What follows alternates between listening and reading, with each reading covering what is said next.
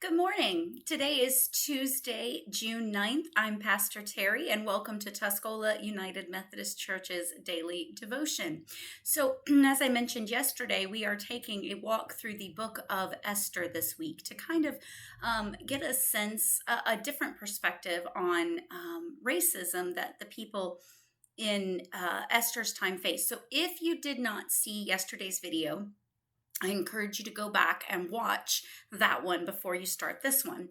And also, if you haven't had a chance yet, I encourage you to read through Esther 3 and 4. Just pause this briefly, read through those, and then you'll be a little more up to date with what we're talking about. So, without further delay, let me move into Esther chapter 3. So, as we know, yesterday saw Esther on the throne, but she did not tell the king that she was Jewish. And it never says why. We know that there wasn't as much hatred against them as we are going to see later, but clearly there was some sort of these people aren't quite as good.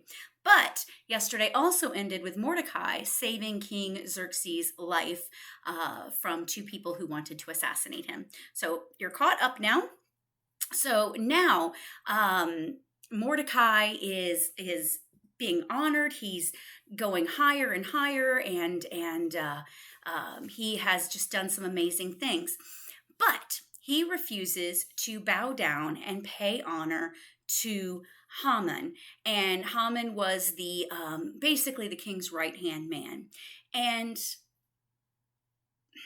Haman is one of those people that needs to be worshipped. We can get into different reasons as to why narcissism tends to pop into my head, but Haman cannot stand the idea that there is somebody out there who does not worship him. He can't just take his revenge on Mordecai. He decides to take revenge on all of the Jewish people. Now, we can focus on that. We can focus on the hatred that builds up to that. But what I'd really much rather focus on is the king's reaction, because Xerxes has no real issues against the Jews that we know of.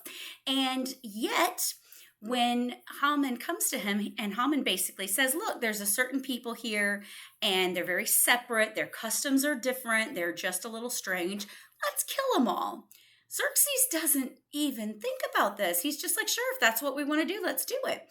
And this is where racism gets dangerous. You may not have any, you may not be racist at all, and that's great. But there's sometimes that there's systems in place that we feed into, that we buy into, that keep racism existing.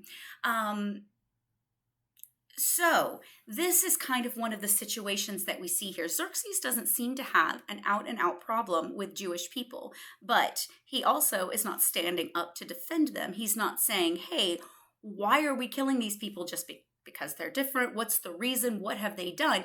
If he had done some careful questioning, he very quickly would have found out that this was Haman's grudge against one Jewish person, and Haman is trying to exact revenge on all Jewish people, which is not what the king would be interested in. So now we move on to chapter 4, and this is where we start to see Esther come back in, because there has been this decree that's gone out, as we talked about, that has basically condemned the Jewish people to death.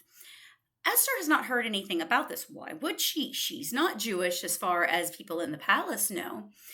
So it's not until Mordecai comes to see her but will not come in because he is not allowed in wearing the sackcloth, the mourning sackcloth. He's mourning for his people. And so Esther, when she finds out what's wrong, her first thing is, hey, if I do this, if I go in and talk to the king, I can be killed. This is not an easy thing for me to do. This is not easy for me to stand up. And she's right. She is not saying something that is not right. But Mordecai says something very important to her. He says, do not think that because you were in the king's house, you alone of all the Jews will escape. For if you remain silent at this time, relief and deliverance for the Jews will arise from another place, but you and your father's family will perish. This one to me is aimed at us so much. Esther might have survived this. Mordecai says she wouldn't, and she may have or she may not have if she had kept quiet.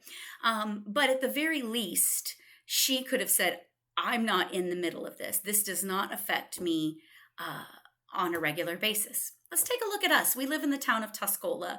We have very few people of different races living here, and the ones that we do assimilate very well. We don't have different major cultures that we see. And so it can be really easy for us to say that's a big city problem or that's not something I need to worry about. But the thing of it is, we do, because we are all a part of God's children. These people who are being treated unfairly are part of God's kingdom. And the realization that she is still a Jewish person, whether or not she's admitting to it, acting like it, and she realizes that even if she is going to die, it's worth it for her to stand up and do what is right. And that is the message I want us to take away today. The two messages, the first being how easily we can be swayed into propping up systems of racial injustice, and the second being that sometimes you have to stand up and do what's right, even if it doesn't affect you, even if it's not something you see, you still have to stand up and do what's right as one of God's children. All right, I love you all, and I will see you tomorrow. Please try to read chapters 5 and 6 before you join us tomorrow. Bye-bye. I said bye-bye, but I forgot to ask you the question of the day, so I'm going to tag this on. Our question for the day, and again, this comes through the entire book of Esther, but if you look for a model, a person that is a model for how to sustain long-term work against racism, which one of the characters lives the way that you think we should live if we're trying to end racism? Is it Esther, Mordecai, Haman, Vashti, the king, other strugglers? When you get to the end of the book, or if you've read the whole book, start thinking about who it is that's showing us how to fight this kind of situation. All right, God bless. See you tomorrow. Bye-bye.